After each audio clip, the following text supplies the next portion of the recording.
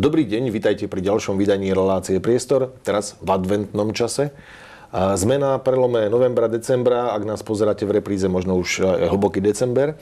A ja opäť vítam v štúdiu zástupcu divadla Andreja Bagara v Nitre, Svätozára Splušanského. Dobrý deň. Pekný deň a pekný predvianočný čas. Pevne verím, že vonku je nasnežené. Ak nie, tak zariadte, prosím.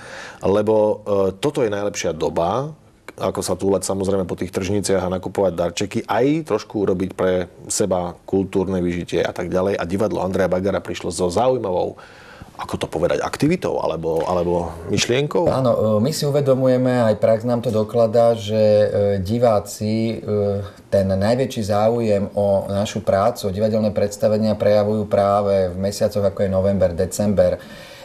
Je to pochopiteľné a my sme prišli s takou myšlienkou, ktorú sme si tak nazvali, že vyzývame našich divákov, jestvujúcich, minulých, ale aj budúcich, potenciálnych, ale aj tých, ktorí povedzme do divadla tak často nechodia, s takým prevolaním neseďme doma.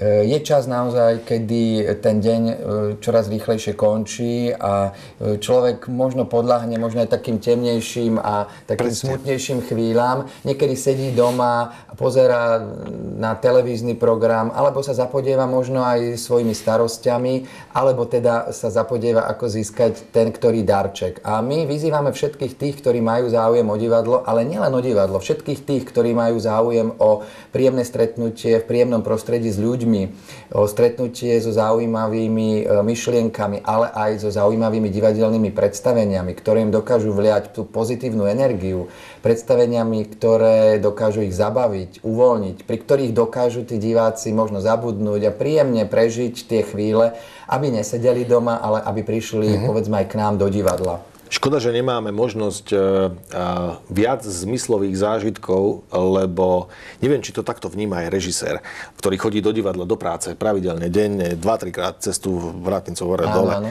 Ale keď človek po istej dobe príde do divadla, už tam dlhšie nebol, vôňa je prvá vec, ktorá... Nasajete to už v tej šatni, to šuchotanie toho, také tlmené rozhovory a teraz sa to tam presúva, šuchotanie a celá táto atmosféra odrazu dáva pocit akejsi slávnostnej chvíle, niečoho výnimočného a samozrejme za to môže aj program, keď je dobre pripravený, tak sa tešíte na buď komédiu, muzikál alebo niečo. Tak ja by som sa rovno spýtal, divadlo Andreja Bagara v rámci tejto akcie Neseďme doma, asi nachystalo to najlepšie, čo teda za ten rok sa naskúšalo.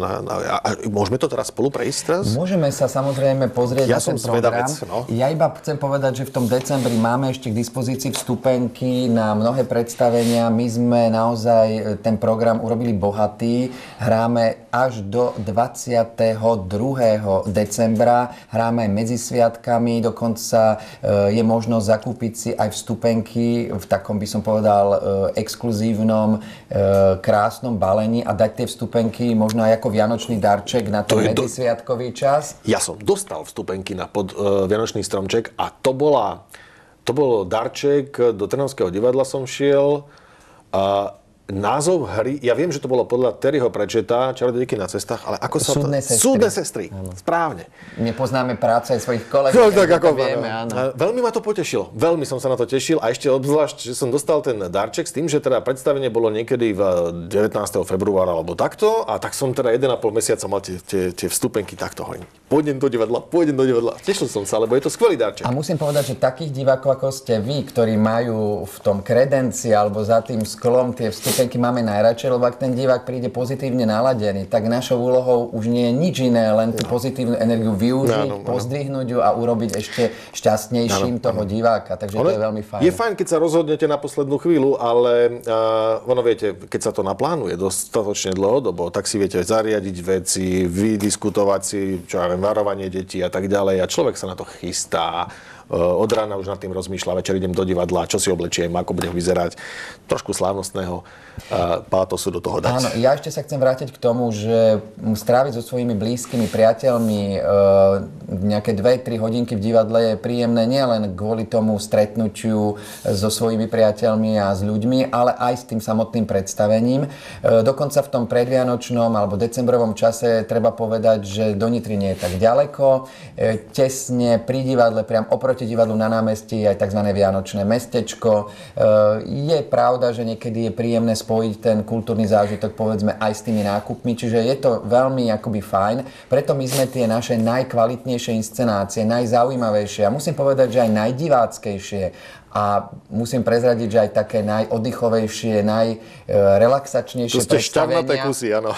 sme pripravili práve v tomto čase. Ja by som možno začal od toho predvianočného času alebo medzi sviatkami, že by sme išli akoby odzadu. Áno. Medzi sviatkami hráme 29.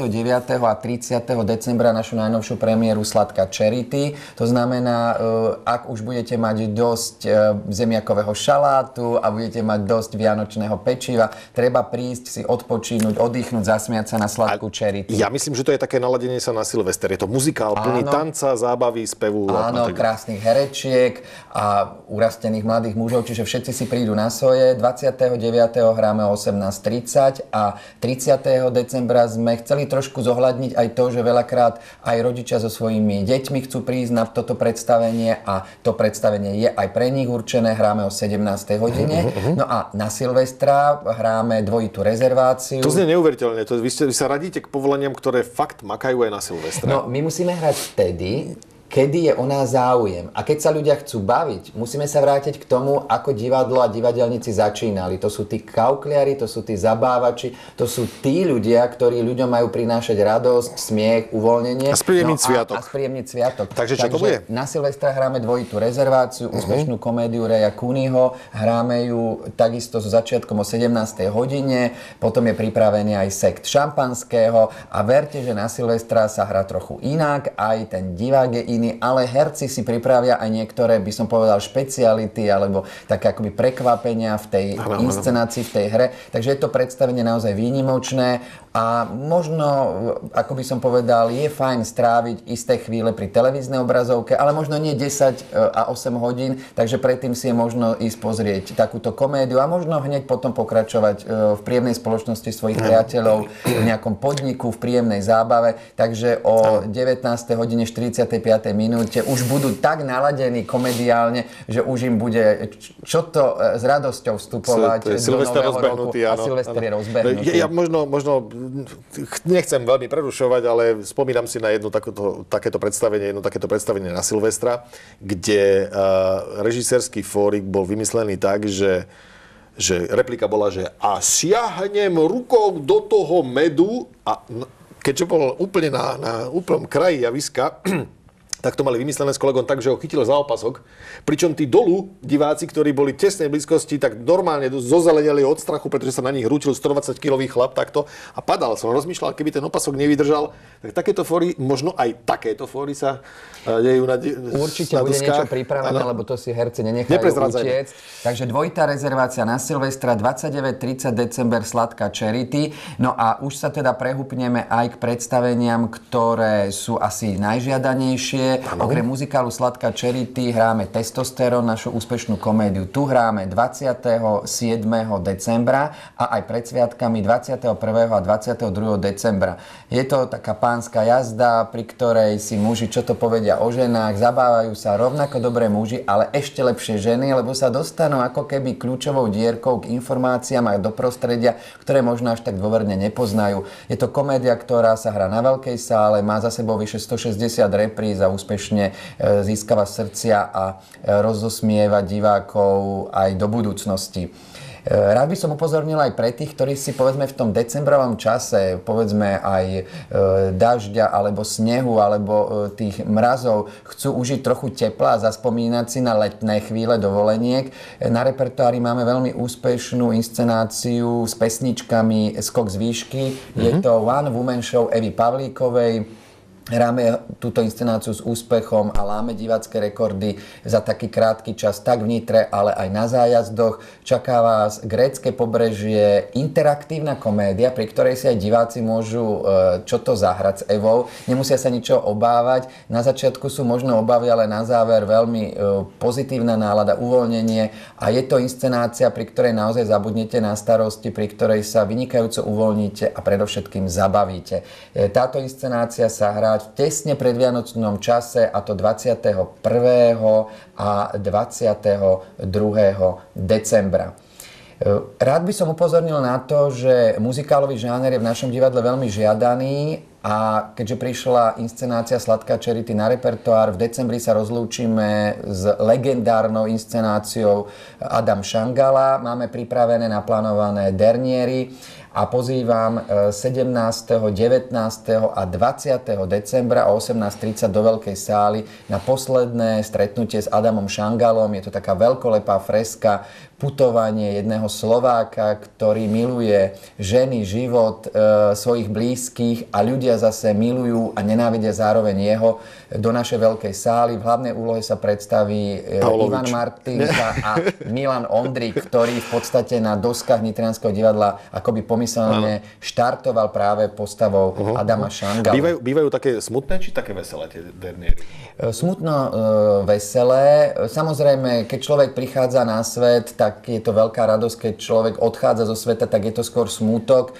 Ale mám pocit, že pri tejto inscenácii, ktorá odchádza po 158 reprízach a po obrovskom ohlase, pozitívnom ohlase bežných divákov na toto predstavenie, že to bude aj príjemný pocit, že sme ľuďom prostredníctvom tohto predstavenia rozdali kus radosti a kus takého šťastia. Možno je to len dlhšia prestávka.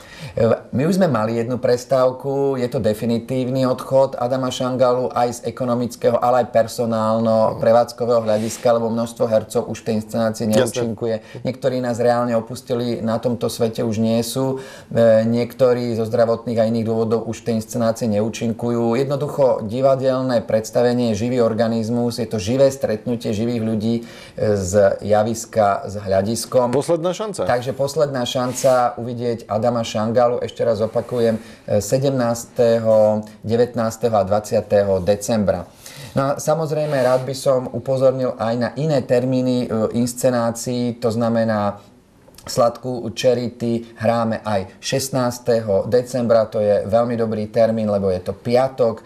Takisto vás upozorňujeme už na 5. decembra, kedy hráme Sladkú charity. A takisto aj inscenácia Dvojitá rezervácia sa napríklad hrá 9. decembra, čo je opäť taký ten predvíkendový čas, ktorý je možno príjemne stráviť v kombinácii tých vianočných nákupov, oddychu aj s návštevou divadla.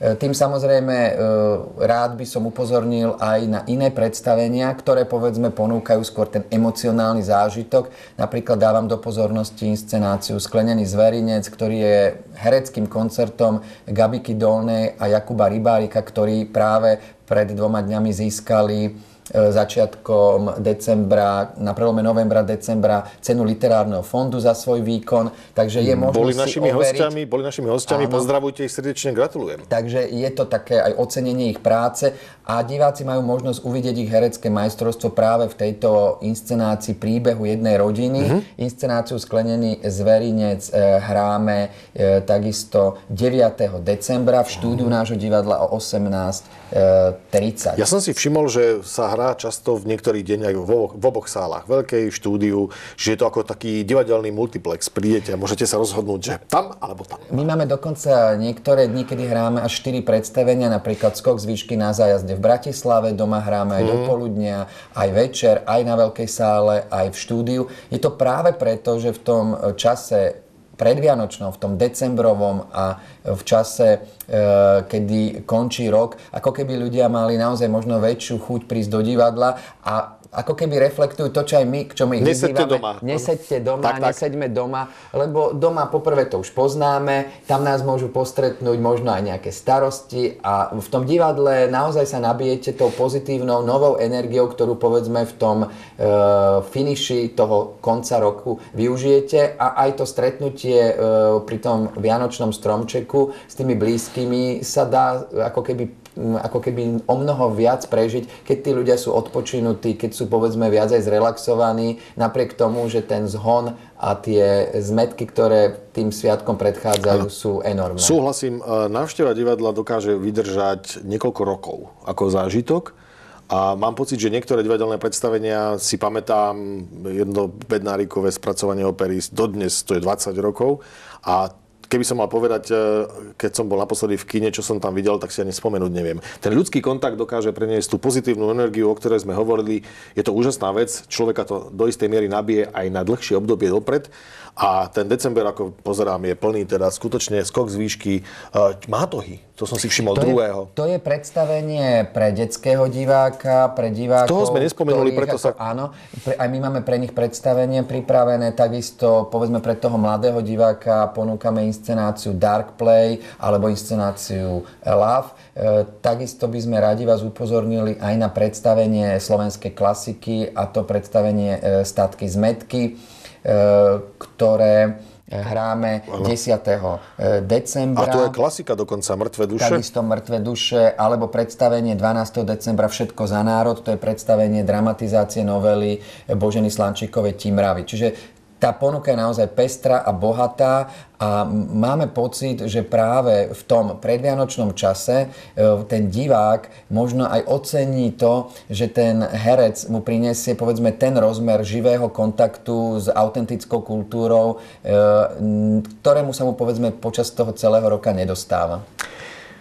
Neseďme doma, poďme sa pozrieť do divadla, najlepšie do divadla Andreja Bagara v Nitre. Program je bohatý a ja som teraz tak trošku znostalgoviteľ. Dobre som to povedal.